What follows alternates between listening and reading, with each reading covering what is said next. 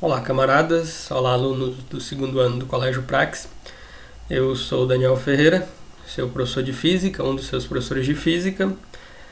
Pelos motivos que vocês já estão bem cientes, a gente está em regime especial de aulas à distância por causa da quarentena. E essa aula é resultado disso. Essa é a primeira aula que eu falo diretamente com vocês. As outras aulas a gente disponibilizou via os professores do portal Pitágoras. E essa aula eu mesmo darei aqui para vocês via essa gravação, tá bom? Como vocês já tiveram acesso a outras aulas a respeito de conteúdos teóricos, potencial elétrico e tal, com o professor lá do portal, acontece que eu marquei alguns exercícios. Então essa primeira aula que a gente se comunica aqui depois que essa quarentena começou diretamente é uma aula justamente de correção de exercícios, da primeira sessão de exercícios que foi marcada assim que começou a quarentena. Então hoje a gente vai corrigir exercícios a respeito de campos elétricos que foram marcados, tá bom? Então vamos à nossa aula. A gente vai resolver, salvo engano, 4 exercícios aqui que foram marcados. Esses diziam respeito aos exercícios propostos lá do capítulo de campo elétrico de vocês. E vamos então à solução. O primeiro dizia assim: uma carga elétrica Qzão positiva, está dizendo aqui, gera um campo elétrico E em sua volta, e esse campo elétrico chega nesse ponto P aqui também. Tá bom? Lembra que o campo tem sempre direção radial, então o campo, uma das linhas de força do campo passa por esse ponto P, certo? E o ponto P está imerso nesse campo, tá aqui dentro desse campo.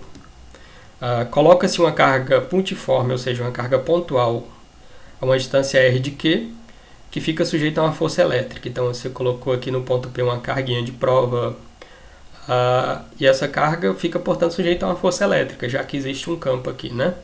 Ponto. Considerando esse enunciado, as alternativas a seguir estão corretas, exceto você tem que identificar a alternativa que está incorreta, tá bom? Letra A. Se a cargazinha de prova for positiva, portanto maior do que zero, os vetores campo elétrico e força elétrica possuem mesmo sentido? Tá aí a primeira pergunta, a gente vai analisar isso aí lá na frente. B. Se a carga de prova for negativa, portanto menor do que zero, os vetores campo elétrico e força elétrica possuem sentidos contrários? Vamos analisar. Se a carga de prova for maior do que zero ou menor do que zero, o campo elétrico em P independe da carguinha Q? Vamos analisar. E letra D, se Q for menor do que zero, portanto negativo, os vetores campo elétrico e força no ponto P se anulam? Vamos analisar e descobrir qual que está errada, beleza? Então eu trouxe aqui para vocês, acharam que eu ia ficar longe de mim por muito tempo, tá aí a minha letra de novo, aquela mesma letra que aparece no quadro lá de vocês.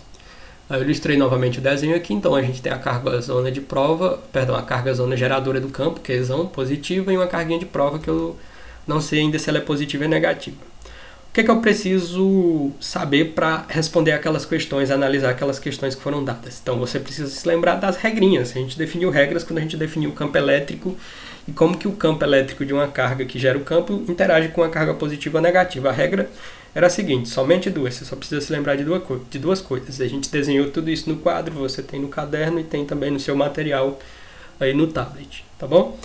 Então a primeira coisa que você precisa se lembrar é primeira regra, se a carguinha de prova for positiva, maior do que zero, a força e o campo têm mesmo sentido, os vetores de força e campo, tá bom? Se a carguinha de prova for positiva, só vai importar o sinal dela, tá bom? Então campo elétrico e força elétrica têm mesmo sentido. Segunda coisa que você precisa se lembrar, se a carguinha de prova for negativa, portanto menor do que zero o valor dela, a força e o campo elétrico têm sentidos opostos, tá bom? Pode ser um para cada lado assim, ou assim, certo? Então vamos analisar a primeira. Primeira assertiva, se a carga for maior que zero, os vetores E e F possuem o mesmo sentido, de acordo com a regra sim, então essa está correta. 2. Se a carguinha de prova for menor do que zero, os vetores campo elétrico e força elétrica possuem sentidos contrários. É verdade também, de acordo com a nossa regra lá, voltem a analisar a regra. Se a carga for maior do que zero ou menor do que zero, o campo elétrico no ponto P vai independer vai independer... Vamos ler de novo. Independe de quê, tá bom? Isso é mais ou menos uma pegadinha. O campo elétrico não vai depender... Por que ele vai independer da Qzinho? Porque ele está sendo gerado pela Qzão, tá bom? Quem manda no campo elétrico, lá no ponto P, na intensidade dele, no tamanho do vetor e etc., é essa carga zona aqui, tá bom? Então sim, é verdade. E letra D, se Qzinho for menor do que 0, os vetores E e E no ponto P se anulam. Não é verdade, tá bom? Para ocorrer desse vetor C, possivelmente nulo, seria provavelmente extremamente longe, se esse R fosse muito grande, o ponto estivesse extremamente longe.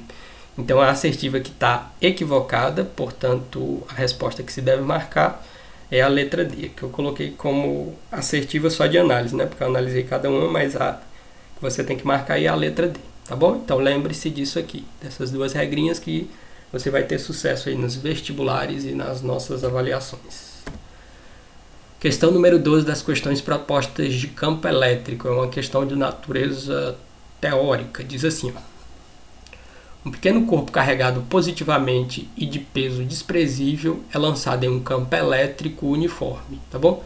Aí você deve estar se perguntando, mas o que diabo é isso? O que é um campo elétrico uniforme? Aquele, por exemplo, gerado entre placas paralelas. Então você tem duas placas e põe carga negativa em uma e carga positiva no outro, e lembra que o campo sempre vai do positivo para o negativo, então você teria linhas de campo aqui uniformes. Isso tem aplicação tecnológica, tá bom? Para você jogar partículas e tal.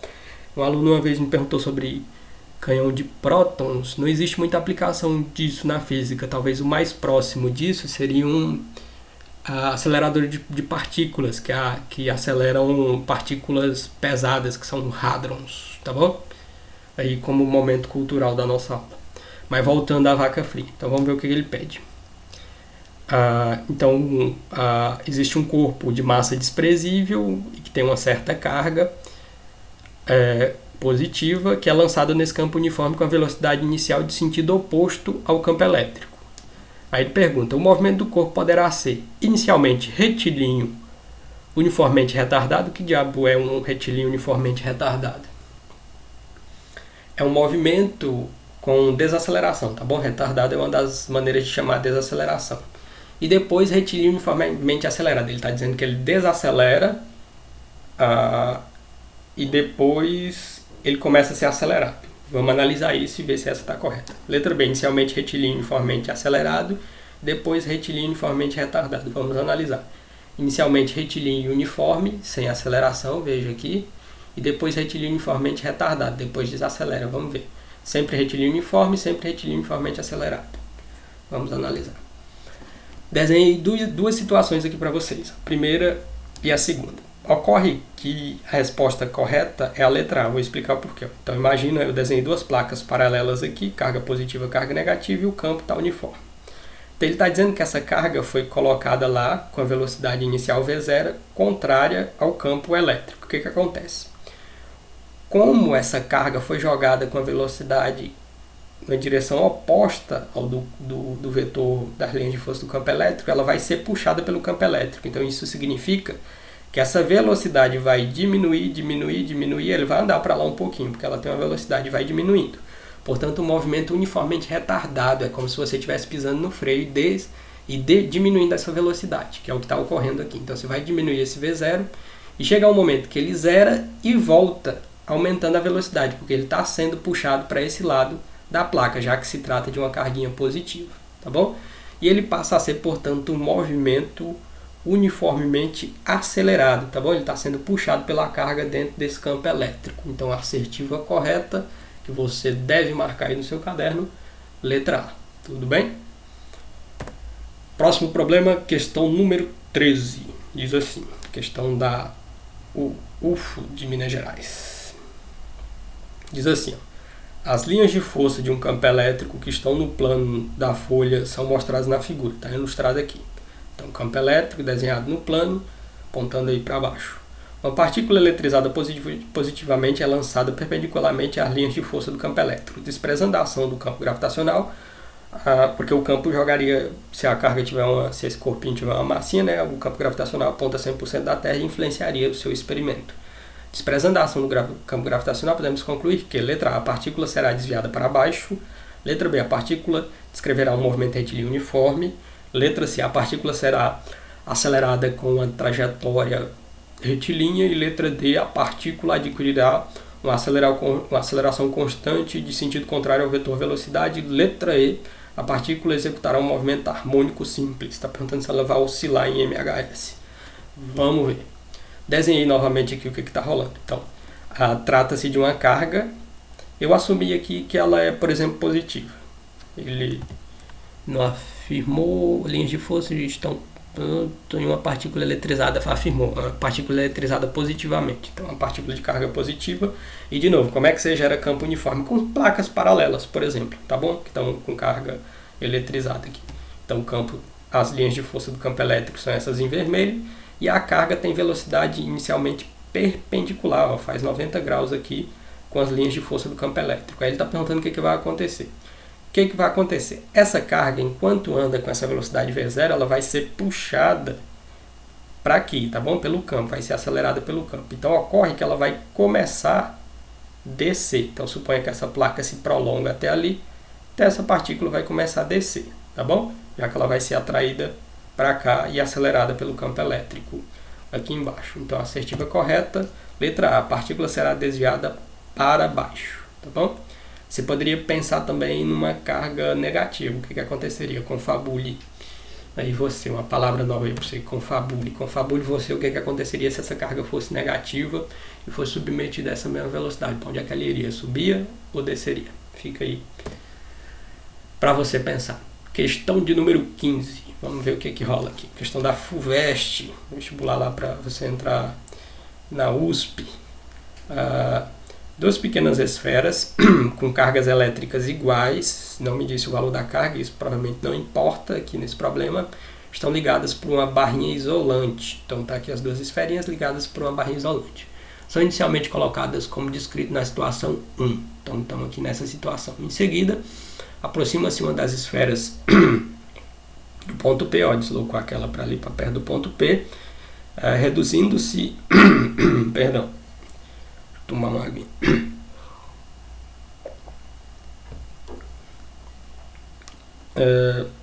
Reduzindo-se a metade a sua distância até esse ponto, certo? Foi o que rolou aqui.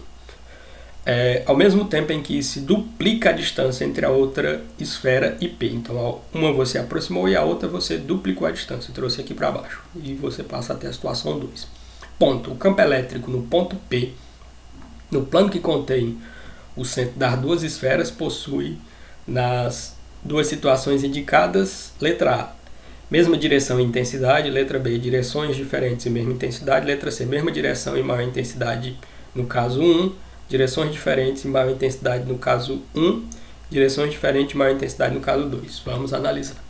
Desenhei novamente aqui o problema. Isso aqui se trata, lembra que a gente olhou para a natureza vetorial do campo elétrico? Então eu vou olhar para o campo, eu vou supor aqui, você pode supor também que as duas carguinhas, ele falou que tem mesmo sinal, você pode supor que a carguinha A e a carguinha B, que está nas duas esferas, podem ser ambas negativas ou ambas positivas. Você vai chegar ao mesmo resultado que eu cheguei, eu assumi que é positiva. Aí eu vou fazer uma análise vetorial. Então, assumindo primeiro que essas carguinhas são positivas, certo? Então, como é que o campo gerado por A aparece no ponto P? Lembrando que a natureza dos campos é sempre radial e sempre com linha reta. Um aluno aí de segundo ano perguntou uma vez por que a gente usa a letra R. Por causa da simetria esférica das coisas na física, a simetria esférica dos campos, tá bom? No campo gravitacional, no campo elétrico, geralmente você tem naturezas esféricas e a gente usa a letrinha R para o raio. Isso é momento cultural de novo da aula. Mas vamos lá, como é que eu desenharia o campo que essa esferinha gera no ponto P? Então, eu estou assumindo que ela é positiva, o campo aparece aqui. O campo gerado por essa carguinha de A é pequenininho, por isso que eu desenhei ele menor aqui, ó, campo gerado por A, porque ele está mais longe. O que está mais próximo gera um campo mais intenso, eu desenhei o vetor maior. Aí, para eu saber para onde aponta o campo elétrico resultante, eu uso lá a regra do paralelogramo, que provavelmente você já conhece, para a soma vetorial. Como é que eu descubro a soma de um vetor? Tem dois vetores assim, eu traço um paralelogramo aqui e o vetor soma resultante vai ser esse que liga, que está na diagonal, que eu coloquei em vermelho aqui. Opa, passou aqui. Eu coloquei em vermelho aqui, tá bom? Então aqui está o campo, perdão. Aqui está o campo gerado por B, aparece lá para cima, e o campo gerado por A. E o resultante é esse vermelhinho. Então esse caso aqui é para o caso 1. Vamos analisar o caso 2. No caso 2, eu aproximei a carga A e afastei a carguinha B. Vamos desenhar de novo. Então significa que se eu aproximo, o campo gerado por essa aqui passa a ser mais intenso. Desenhei ele aqui, ó, esse vetorzinho preto, EA2.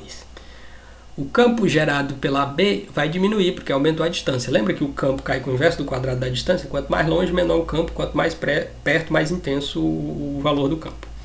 Então, como aumentou a distância, diminuiu a intensidade. Eu desenhei um vetor menor. A gente viu isso em sala. Quem estava prestando atenção deve se lembrar. Quem não estava prestando atenção, mas devia, recorra ao caderno ou ao livro que lá tem também. Tá bom? Então, fez isso, usa a regra do paralelogramo aqui e traça o vetor resultante. O que é que rola? Um vetor, eles têm realmente o mesmo tamanho, tá bom?